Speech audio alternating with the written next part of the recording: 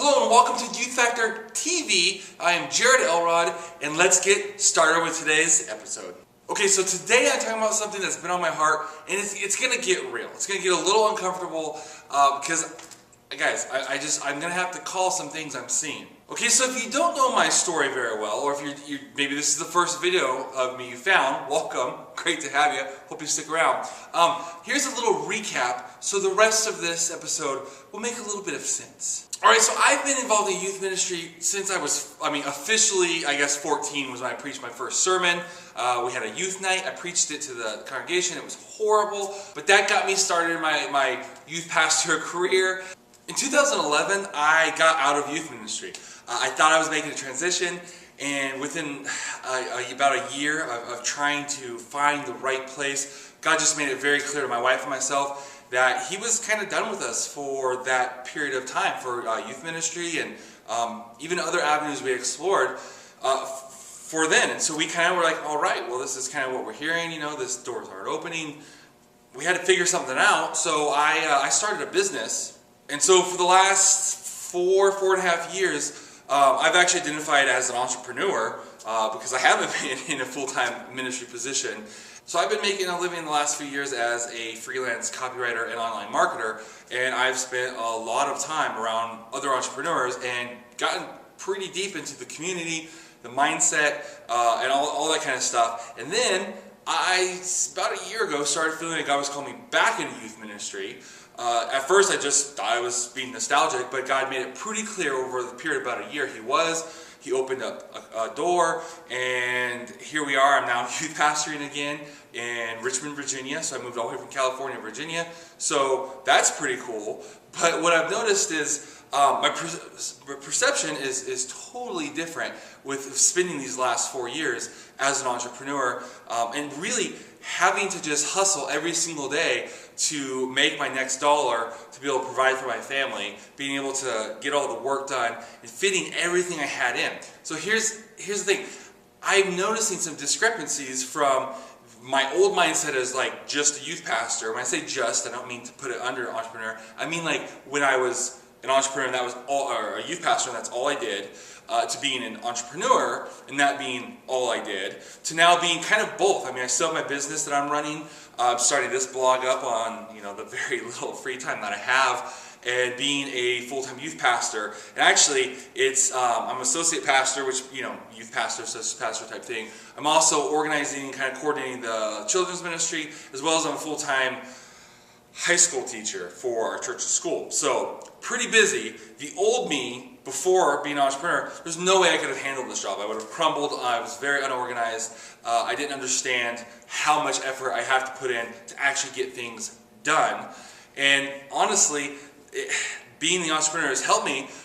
But now the problem is, there's a lot of things I see in youth pastors in general, and like the stereotype of youth pastors, the idea of youth pastors. I talk to a lot of youth pastors. I get messages. I have conversations from youth pastors actually all over the world. And the thing is, I'm seeing some stuff that kind of upsets me or worries me, I guess is a better word. And I kind of wanted to take this episode to kind of dive into that a little bit. So I'm going to be talking about a few things that I see that really stick out coming again from the background of being an entrepreneur the last 4.5 years, getting back into youth ministry, and then really comparing and contrasting. I'm taking like my old self and my old mindset of what I remember, how I kind of saw ministry and the responsibility of ministry, and then I'm throwing in a few extra things of things I've seen, whether it be in Facebook groups, conversations I've had with youth pastors, forum fights, these things I've seen. I'm kind of tacking those on my old self and kind of creating this version of myself to kind of be like a stereotype of a youth pastor. So I want to encourage you going into this to not take this the wrong way, not to get offended and turn it off, but to really be self-aware. Put on the glasses of just self-awareness, pray about it, and think, what areas here, if any, hey, maybe, if you're a veteran youth pastor, you probably maybe don't struggle with any of these things, but these things I've seen, which ones maybe you kind of resemble and that you can work on. Okay, so the first thing I've seen that drives me crazy is the lack of creative problem solving. I see far too many times both in forums and groups of youth pastor conversations, and people reaching out to me asking me for advice, the inability to creatively solve their own problems. It's like we just want things to be handed to us. Like we want something to buy. A curriculum, a book, a sermon series, something that or an app, something that we can just like press the easy button and it solves our problem. And the mindset, right? Just the complaining and the excuses of why we can't do things. I don't know how many conversations I've been in the last 4 or 5 months since I've gotten back in youth ministry, where the person on the other side of the phone, whether it be Snapchat, Instagram messages, Facebook, whatever it is where I'm talking to them, it's just excuse after excuse of why they can't do something. So they pose a problem, of X. We want to, or something we want to achieve. We want to do this, or we have this problem, and everything I throw out there, there's 1 or 2 counter reasons to why they can't do that because of this. Our building's too small. Our building's too far away. I don't have enough leaders. The people I have too many leaders and they're against me. We don't have a budget. We don't have this. There's just so many, like we're putting up these walls rather than going, you know what? God, the guy that created everything, guy that created me, put me here with a purpose, called me into youth ministry.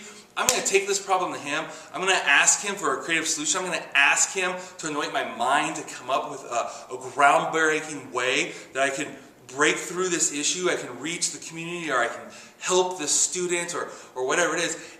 Why are we spending so much time focusing on the problems? And when we do get answers and someone poses an idea, rather than going, let me see if I can work that out. Let me see how I can put that in the situation. Our first response is, that won't work because of this. That won't work because of this. And then I'll respond and say, well, yeah, but here's the thing.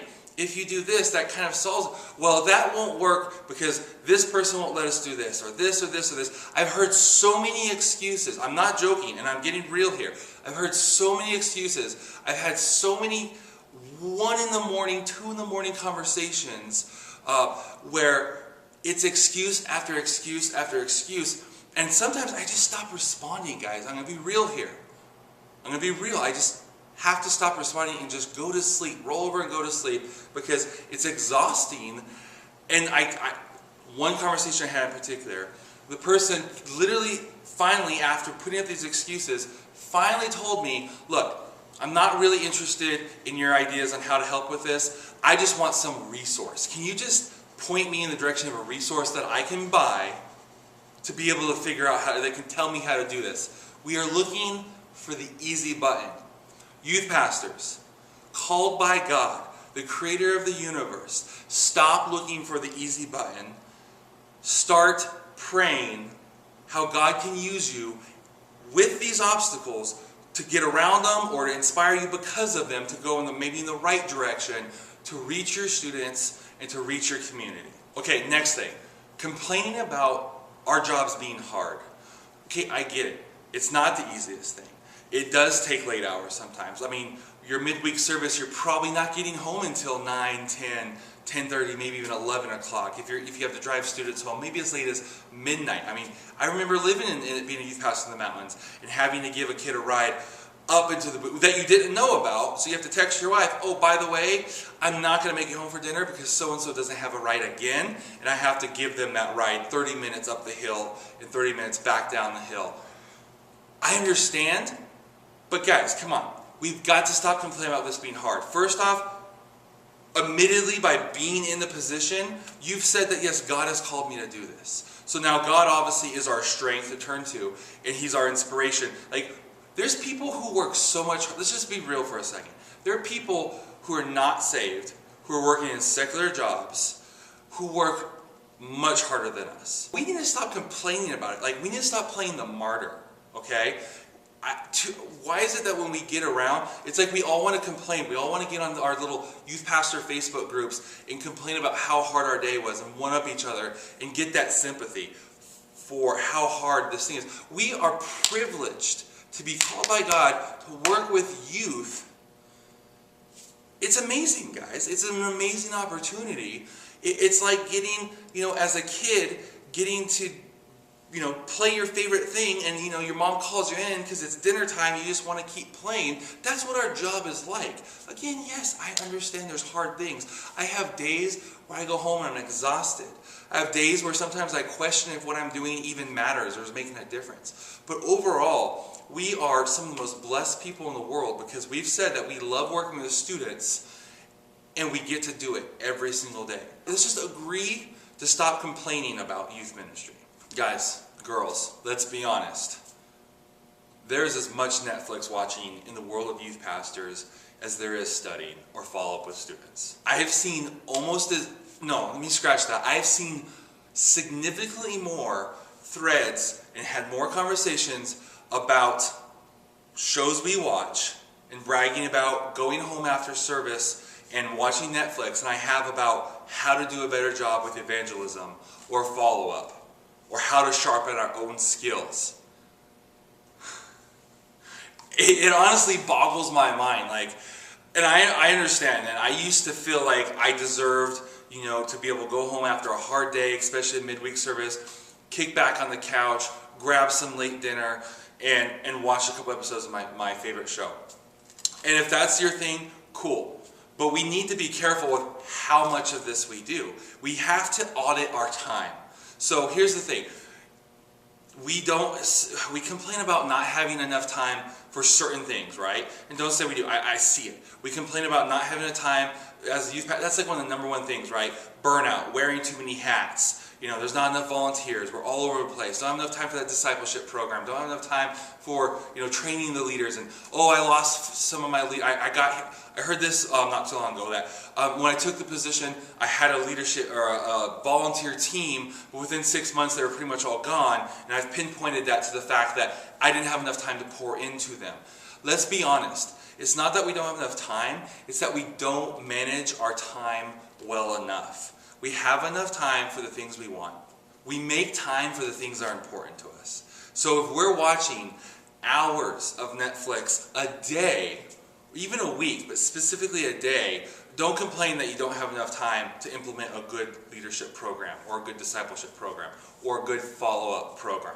If you go home after a midweek service and are able to relax and just watch 4 or 5 episodes of your favorite show, and aren't haunted by the names of the students who weren't there that night, who haven't been there for several weeks, then I mean honestly, start praying that God will give you more of a hunger for the kids who aren't there, the kids that you are missing, the kids that are falling through your fingertips. I mean, the Bible talks about leaving the 99 for the one. And we see Jesus going way out of his way for that one unreachable person. We need to have more of a burden for the lost. So yeah, I as hard as this is for me to say, because I feel hypocritical, because I'm thinking back even just a few months back of myself doing this. This is something that's really been on my heart, and I've slowly been cutting out more and more and more, and to the point where I can't come home from a midweek service now and sit back and watch TV. Like, I got to jump on my phone and start thinking about the students who aren't there, follow up with some kids. That conversation with that student before service, where they dropped a bomb on you about something that's going on in their life. Or, something you overheard with this student. Or just encouraging another student that you hung out with for a while. Or follow up with all the students who weren't there. We need to, if we don't already have this character trait, this is like probably one of the most essential traits as a pastor, I would say, is to see kids brought closer. To always be moving that needle. Like, who cares if your sermon was good, right? I love it when I feel like I preached a good sermon. I hate it when I feel like my sermon stunk and fell on the floor. But ultimately, who cares? I love it when we have an anointed worship service, and I hate it when I feel like the students were distracted and not really paying attention from my perspective. But who cares? At the end of the day, our number one priority should be moving the needle on each individual kid, moving them closer to Christ. So if that's a half baby step closer, success. If that's a big giant step closer, success. If we put on an amazing Wednesday night or midweek program and the kids weren't really reached, fail. If we put on an amazing program and the kids were moved closer, success. Let's stop focusing on the cool things and the things that are easy to quantify and share with each other. And let's start worrying about moving that needle forward with every kid individually. So how can the kid who hasn't been coming anymore, how can we get them here? Like, let's move that needle a little bit forward. How can we take the kid who's been in church his whole life, has become calloused? How can we get him to start being a little interested again? Let's move that needle forward for him. How do we take the girl who only comes here because she's looking for a guy, and she's just looking for acceptance in a guy, and she really has no concept of the love that God has for her and the identity she has through him?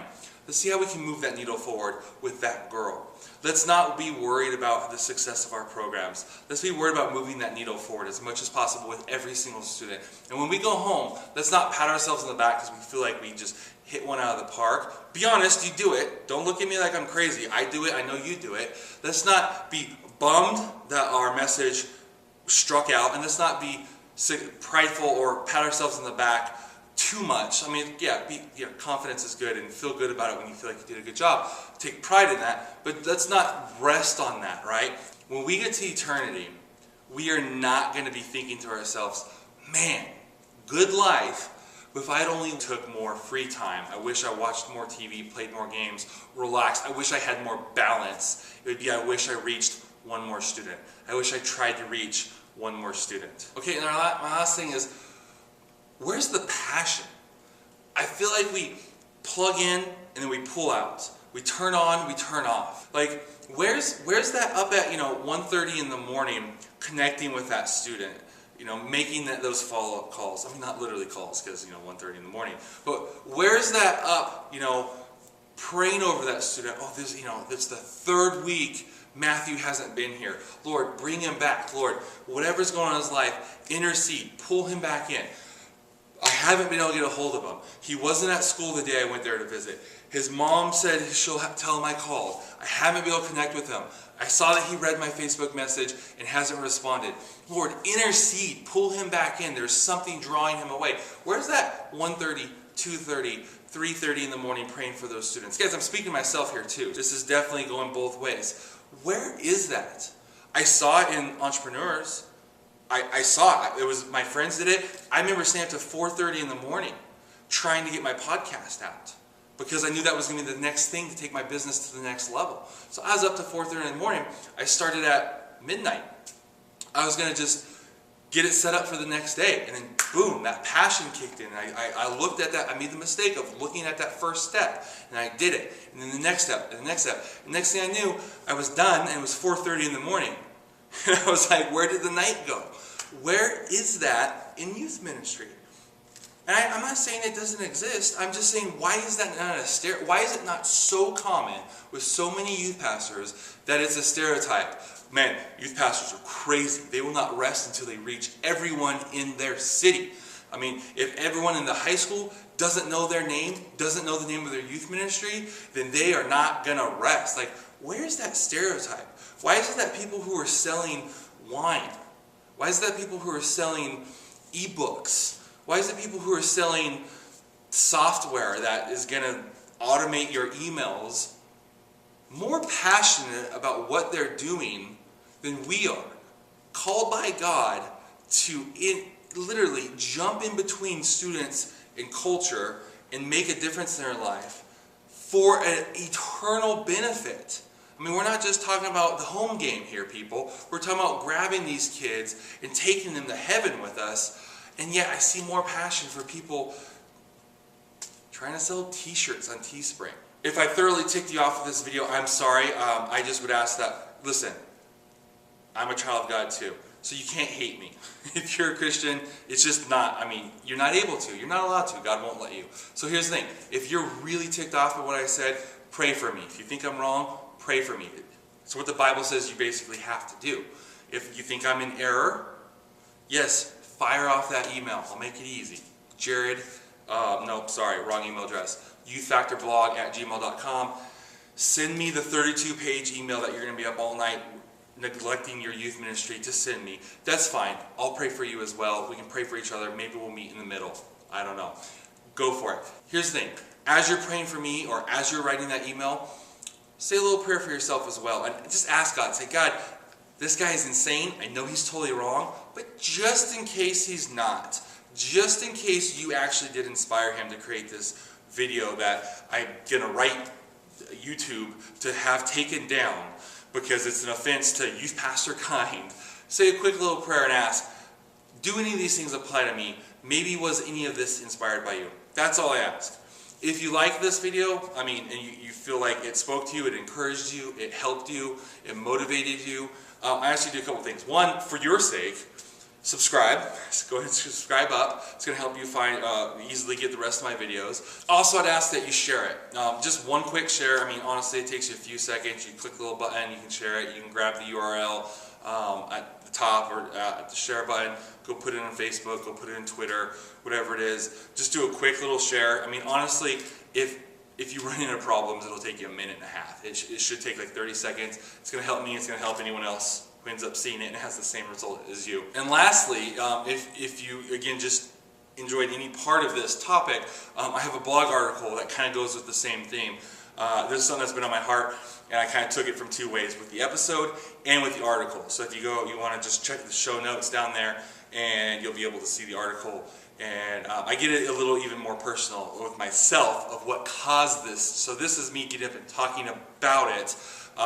The article is a little bit more about how I came to this, and what the difference was is how in October I was going home and catching up on like the 6 or 7 at the time shows I was watching. Not all at once, but I had like 6 or 7 shows, plus my wife's shows that I was watching with her, that we were tracking and keeping track of, and literally making it a priority to keep up on these episodes before they drop off of Hulu, to now where I watch very little TV. 99.9% of it is with my wife, and I have my laptop or my phone out, and I'm working. I'm doing something. I'm writing an article. I'm studying. I'm connecting with the students to see what caused that difference. Check out the show notes to see that. And yeah, love you guys. See you next episode.